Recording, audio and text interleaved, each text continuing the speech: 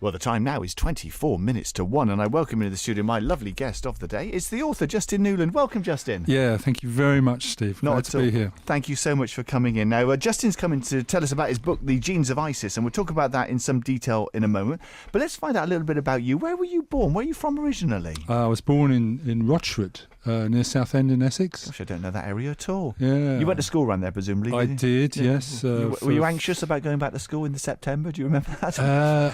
I think I used to like going back to school. Actually, yeah, I was a bit of a school nut. Oh, I like school. Nothing wrong with that. I see that one of your first loves was sea stories, wasn't it? You like? Yes, that's right. Yeah, and yes. And you've had a lifelong love of literature, of course. Tell me about your earlier life, though. I mean, presumably you had a career of some kind. What were you doing following school? Following school, I actually went into higher education. Oh, right. In what capacity? I did a master's. I did a bachelor's degree. Then I did a master's. Then I did a research degree, PhD. I see. And what about work following that? Following that, I went into IT. Oh, gosh. I worked in the city for about 20 years, City of London. Yes. What was that like? Stressful? That was, at times it was. I mean, that was during the times of some of the Irish bombing. So oh, wow. It was really quite unsettling. But yeah, it's quite stressful, but, good fun and, it's quite a place, the city, to work. It really is a very, very interesting place. Yeah, it's full of history as well. Oh, of course it is. What remains of it? I mean, there's so many new buildings there as well, aren't there? Well, yes. I mean, I seem to remember various times when the nation was going through difficulties and financial problems, and you look at the city, you walk through the city, and they were still building these enormous skyscrapers, and you think, well, they must know something what's coming around the corner. Well, you say that. I look at Dubai, where they seem to be shooting them up, and it's not sustainable. I mean, something's got to change, certainly. Now, you these days live on the Mendip Hills, or at least close to the Mendip Hills. What brought you to this part of the world? Well, in early 2000, I was made redundant, and then got a job in IT, and then we got made redundant again. Well, when you were made redundant on both those occasions, do you feel you were treated well or badly? I was treated pretty well. Certainly the first redundancy, I got such a payout because in the old days they still had, fairly generous redundancy terms. It was quite new to have redundancies. Yeah. The sort of the Thatcherite economics was only just beginning to come in of shorter contracts. Yeah, and, sure. Well, you benefited from that. So I still had the old style contract. So I was able to, with my partner Irene, to go and buy a hotel. Fabulous. So I did something completely different. Where was that based? That was in Street. I see. How long did you run that for? You do realise it's very difficult running a hotel, particularly with no experience. Yeah, well, I did get called Basil Faulty once or twice. So, how many rooms was it? 52. Blimey, O'Reilly. I'm guessing you might have sold that hotel at a loss. Is that true? Well, no, actually, just before the slump of 2007, we sold it. We sold it in the March, and the slump was in the September. Did you realise what a colossal task No. running a hotel was? No. I mean, it's hard enough running I didn't realise what a colossal task writing a novel was. But nonetheless... It doesn't stop you, does it? How many years did you run the hotel for? Well, 2002, 2007, so 5 years. But it's one of those jobs that you're on call all the time, virtually. Yes. You must have been Tell exhausted. me about it. And also staff turnover is quite rapid, isn't it, in those jobs? I mean, for cleaning and chefs. Well, have you run a hotel? Sounds like you've run a hotel. I just know a little bit out of the trade, and I know it's a nightmare. It is an absolute nightmare. Well, yes. Thank God you got that behind you. Yeah. Were there ever times when people came and said, we thoroughly enjoyed our stay, it was great? That must have happened. It did, actually. No, I mean, 97.5% or whatever of people are thoroughly good and decent. And even if they are complaining, they do it in a nice way. Do you know what I mean? Yeah, but there's the awkward squad, the 1 or 2%. There's the awkward squad. Yeah, well, yes. And everybody has their troubles and their time. So you have to be patient with people. Anyway, you now, as I say, are on the Mendip Hills. I don't know if you're in a sort of countrified part of the county? Or? No, I'm in Weston-super-Mare, but on the south slopes of the Mendips. Now, I see that you're an avid reader and always have been, with quite eclectic tastes. And for many years, you've researched mythology and philosophies, particularly of ancient Greece, Rome, and Egypt. I mean, they're all areas that have fascinated people for generations. Yes, I mean, in particular, Egypt, which to this day has a fascination which perhaps Greece doesn't hold in the same way that it has in the past. But there's something about Egyptology which is just, it's so attractive, isn't it? It is, Steve, and I guess that's what certainly readers of this novel, I hope, would find, because as I was driving up, I was thinking just so how many mysteries there are that even I just touch on in this novel, which in some ways what fascinated me and does still fascinate me is there are certain recorded elements in history that you can say, well, clearly they built some pyramids, and they had certain funerary practices, which are, there's hieroglyphs, the first languages, the very first written glyphs and so on. The very beginnings of our civilization happened in those times in Egypt. And you, of course, have travelled to Egypt and had a little look around various parts of it. I have, yes. Went into a few tombs and took a few photos and tried to sort of do a bit of sensitivities of what went on in those days and what it might have been like, and that's what I've tried to capture in the novel. Well, it's a country at the moment in, like a lot of countries these days, in a bit of turmoil, isn't it? And it's not that welcoming to tourists at the moment. I mean, of course, they want tourists to go there, but a lot of people are put off by the political situation. Now, I would just add on that the ISIS in the title of the novel does not refer to the terrorist group. Of course. The genes of ISIS refers, in this case, to Isis, the goddess. Well, we'll talk about the book in a bit more detail in a moment, but tell me about other writing you've done over the years, because you've written several short stories that have been featured in anthologies, haven't you? Did you decided to take up writing seriously, what, about 10 years or so ago? Yeah, that's right. I went to a creative writing class in Bath in about 2007, and started a 6-week course there. I'd written when I was a student back in the 70s and 80s. Published in the magazine, I see. Yeah, I got a short story published in the magazine. I don't have a copy of it, but I kind of vaguely remember what it was about. I then remember getting so absorbed in Greek mythology that I wrote a semi-humorous novel about Greek gods dying. See if they have fun with that. But I don't know if I still got a copy of that.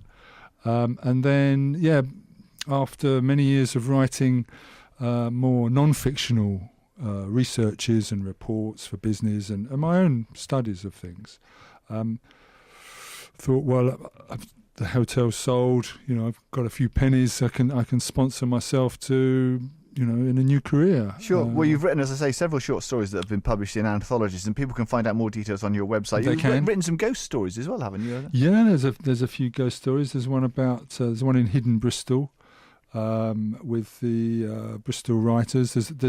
Bristol is a very, very productive and versatile range of arts in which writing and literature plays a big part. There's lots of small groups for budding authors to get feedback, which is really, really important as you start to write. Well, your debut fantasy novel, The Genes of Isis, is described as a tale of love, destruction and ethereal power set under an ancient Egyptian sky.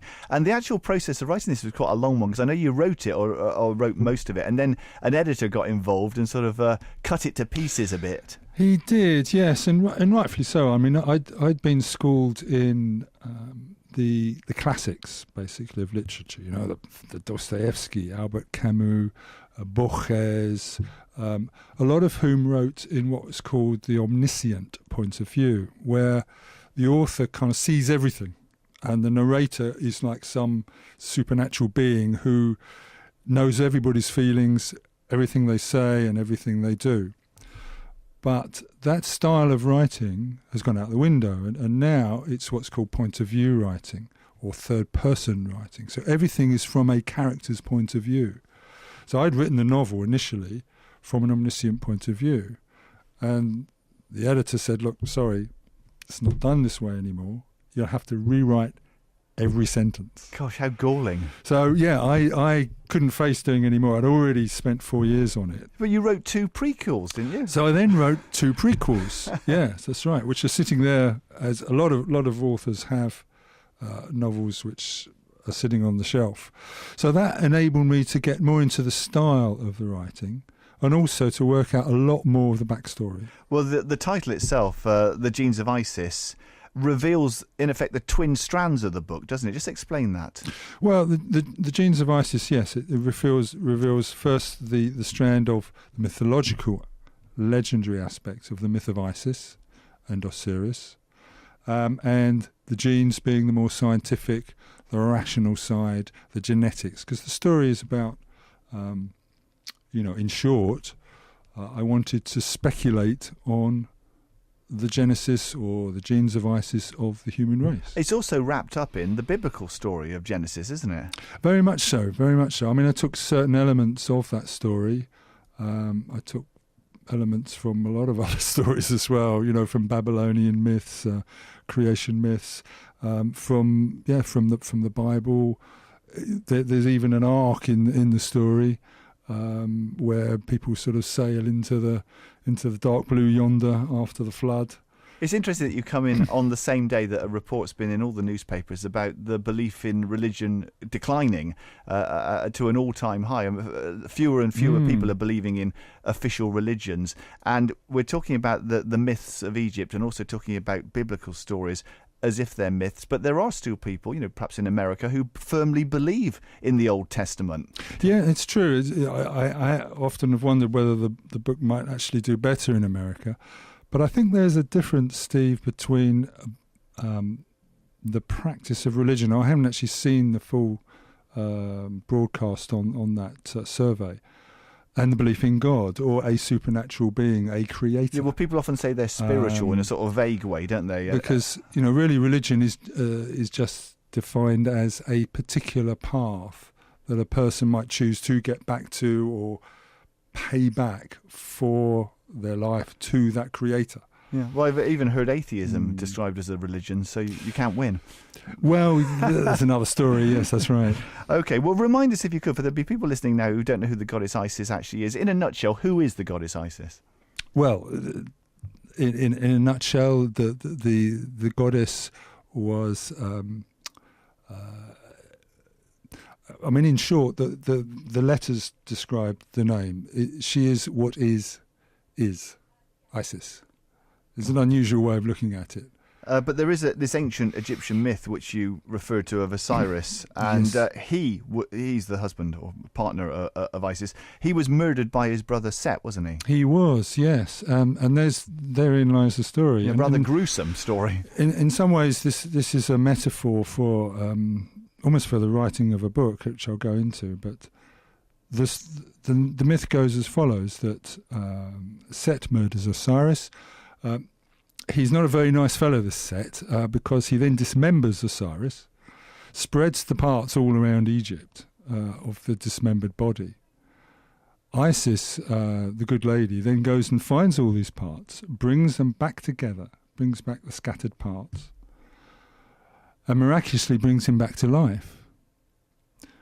And at the same time manages to have a child with him, whose name is Horus, the hawk-headed god. You said there's a parallel with the writing of the book. I suppose the disparate pieces all coming together. Yes, that's right. I mean, it's the metaphor for the writing of a book, in a way, indeed of many things one does in one's life, in that one starts with an initial idea, one gets many other thoughts and processes and evidences or results out of that, and then you bring them all together into one result, which is the book. So the idea or the metaphor is that the genes of, this is the story in the book, that the genes that we have today in our human construction, if you like, and this is obviously speculative, are brought together of the scattered genes of what had happened before the flood, because clearly genes got mucked up.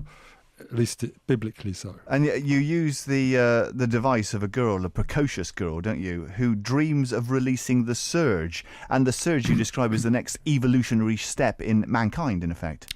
Yeah, the imagery there is that the human race is really female inclined, in the sense that the human race is coded with all of its future possibility and all of its future potential. So this is the ideas in the novel, obviously, and those potentials and those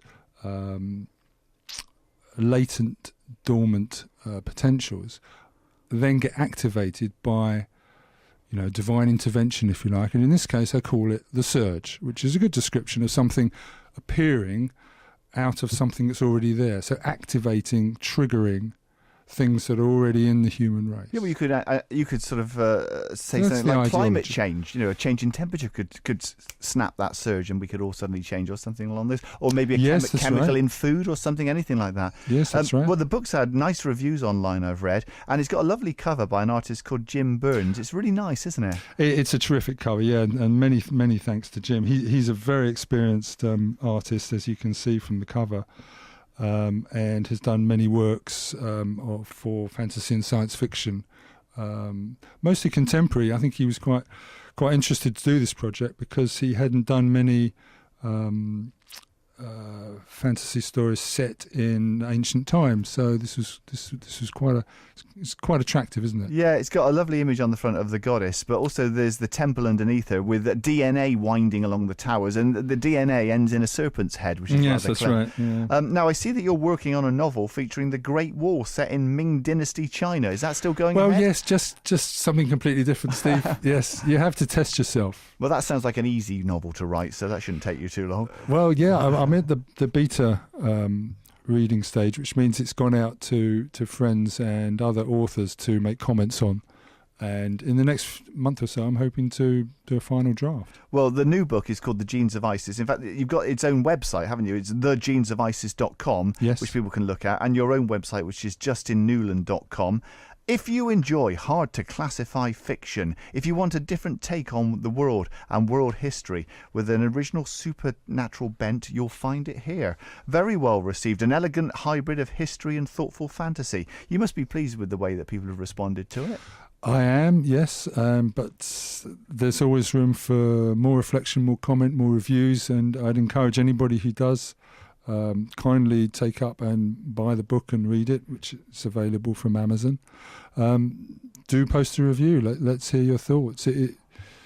Okay, well, it's published by Silverwood Books. It's called The Genes of Isis. It's written by Justin Newland. Thank you for coming in today, Justin. Steve, thank you very much for the opportunity.